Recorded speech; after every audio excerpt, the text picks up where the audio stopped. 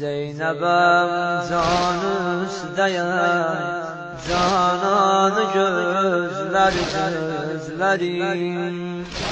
Yetti kardeş bir anam, Zehra'nı gözlerim.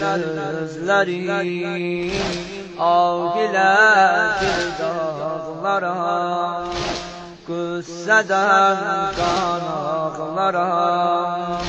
Ağ ile dil dağlara, Qüssədən qanaqlara. Ərzi qıldı barilağa, yox dəxi məndə müştəriyəm qəlbidən, doymaz sevimdən gözüm. Ayrılık etdidən o, kalmışam yalqız özüm.